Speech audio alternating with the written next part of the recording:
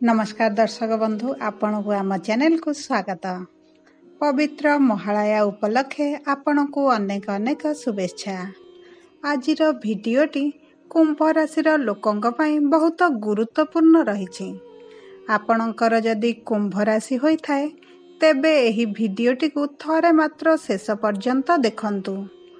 कुंभ राशि व्यक्तिविशेषक जीवन एही महालया ठारू बदलिबाकु जाउछि, कारण ग्रह नक्षत्र मानकर चलन रे बहुत बड़ परिवर्तन हेबाकु जाउछि, जहा फल रे आपणक जीवन रे चलीथिबा समस्त दुख कष्टर अंत हेबाकु जाउछि एवं पुणी थरे खुशी फेरिबाकु जाउछि। बुध शुक्र एवं सूर्यंकर राशि परिवर्तन हेबाकु जाउछि, जहा द्वारा आपणकर जीवन रे किछि बड़ परिवर्तन हेबाकु जाउछि। आपणक जीवन रे चालुथिबा समस्त दुख कष्टर अंत हेबाकु जाउछि। पुनर्बार आपणक जीवन रे खुशी फेरिबाकु जाउछि। तेबे आसंतु जानिबा एही महालया ठारू आपणक जीवन रे कौन सबु बड़ परिवर्तन हेबाकु जाउछि। भिडियोटी आरंभ करिबा पूर्वरु जदि आपणकर भी कुंभ राशि होइथाए एवं आपण भी ईश्वरंकु आंतरिक भक्ति एवं विश्वास करती तेबे भिडियोटी को लाइक करंतु। कमेंट बॉक्स रे जय जगन्नाथ जय मां लक्ष्मी अवश्य लिखि दियंतु। ताहाले आसंतु जानिबा केउ केउ बड़ परिवर्तन आसीबो आपणकर एही जीवन रे। एही अक्टोबर मासरे पड़ुथिबा महालया अमावास्या परठारू ग्रह मानकर स्थान परिवर्तन की प्रकार परिवर्तन आपणक जीवन रे आनिबो। देखंतु आपणकर आगरु स्वास्थ्य बहुत खराब रहुथिला, आर्थिक समस्या देखा जाउथिला। आपण ऋण नेउथिले किंतु ऋण सुझी पारु नथिले। ऋणर भार आपणक उपरे बढ़ी चलिथिला। परिवार रे खुशीर वातावरण नथिला। शिक्षा क्षेत्र रे समस्या देखा देउथिला। आपणकर अजथा खर्च हेउथिला। समाज रे आपणको मान सम्मान मिलु नथिला। आपणको चाकरी प्राप्त होई पारु नथिला। संतान संतति पई आपण चिंतित थिले। व्यापार रे आपणकर लॉस हेउथिला। प्रेम जीवन रे समस्या देखा देउथिला।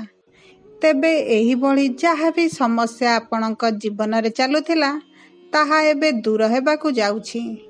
आपणक जीवन रे पुणी थरे खुशी फेरिबाकु जाउछि। आपणक जीवनर नूतन सूर्य उदय हेबाकु जाउछि। तेबे आमे प्रथमे आलोचना करिबा आपणक क्यारियर, आपणक जॉब एवं आपणक व्यवसाय क्षेत्र रे किपरि नवग्रहक परिवर्तन प्रभाव पकाउछंती। क्यारियर दृष्टिकोणरू एही मास आपणकु मध्यम फल देबो। आपणकर दशम घरर प्रभु मंगल महाराज मास सारा आपणकर पंचम घरे मिथुन राशि रे रहिबे, जहा फल रे आपणकर क्यारियर रे परिवर्तन देखा देबो। एही भली परिस्थिति रे चाकरी रे आपणक उपरे कार्य चाप जेउ रहुथिला ताहा एबे कमी जिवो। आपणकु कर्म क्षेत्र रे सम्मान मिलिबो। चाकरी रे आपणकर अग्रगति हेबो, जहा फल रे आपणकर आय वृद्धि हेबो। आपणक परिश्रम अनुपात रे धन आमदानी हेबो। जे कोनोसी आपणकर पुराना समस्या थिला चाकरी रे ताहा मध्य कमी जिवो। आपण देखिबे एही समय मध्य रे आपण जे कार्य करूचंती सांगे सांगे आपणकु फल मिलु नाही, किंतु आपणकु निराश हबार नाही। बरं आपण आग्रहर सहित आपणक कार्य को बजाय रखंतु। निरंतर परिश्रम जारी रखंतु। एही परिश्रम आपणक पई लाभदायक रहिबो। जदि आपण कोनोसी स्थान रे चाकरी पई आवेदन करिसंती किंबा एही समय मध्य रे आपण आवेदन करिवे ताहाले आपणकु सेठा खुशी खबर मिलिबो। आपणकर चाकरी बदलाइबारे आपण सफलता पाइबे। आपणक चाकरी रे आपणकर ट्रांसफर हेबार मध्य जोग रहिछि, किंतु आपणक मनपसंद स्थान को ट्रांसफरटी होई पारे।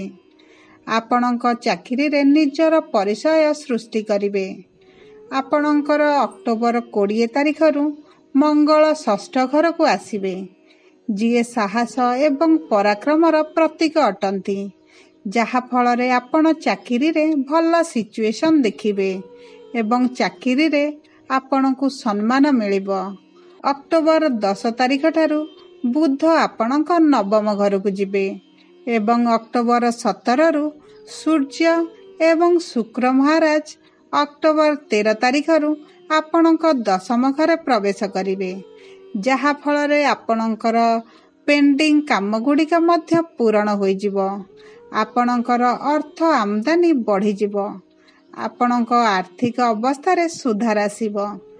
ବ୍ୟାଙ୍କରେ ଜମା କରୁଥିବା ପୁଞ୍ଜିରେ ଆପଣଙ୍କର ବୃଦ୍ଧି ଘଟିବ। ଯଦି ଆପଣ ଶିକ୍ଷାଦାନ କ୍ଷେତ୍ରରେ ନିୟୋଜିତ ଅଛନ୍ତି, ତାହେଲେ ଆପଣଙ୍କର ଦରମା ବୃଦ୍ଧି ହେବାର ଶୁଭ ସମାଚାର ମିଳିବ।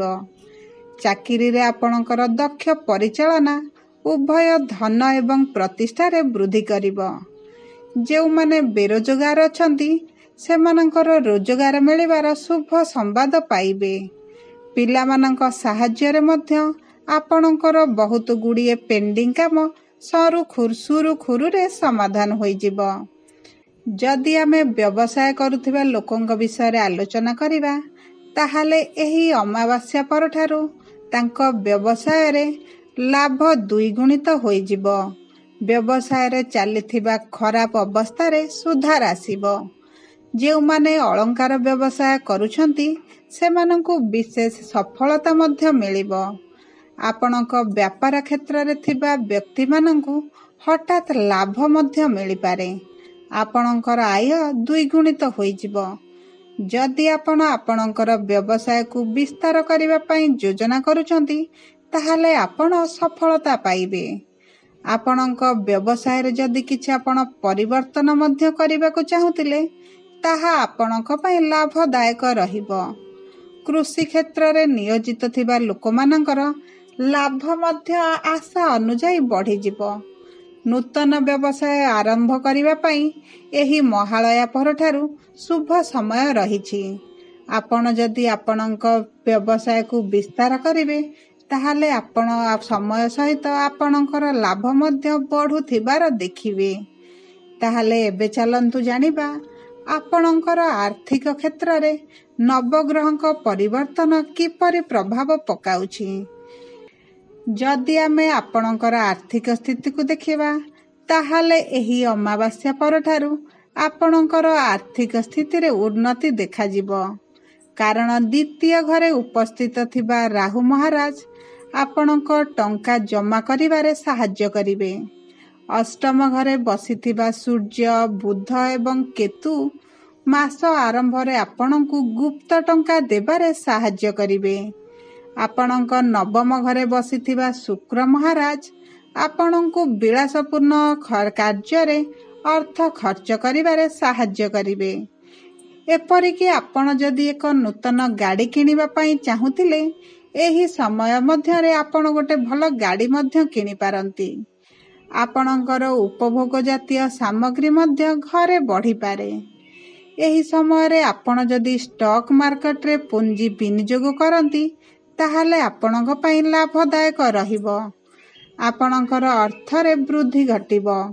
ଆପଣଙ୍କର ସେୟାର ମାର୍କେଟ କିମ୍ବା ଲଟେରୀରୁ ଅର୍ଥ ମଧ୍ୟ ଅଧିକ ମିଳିବ।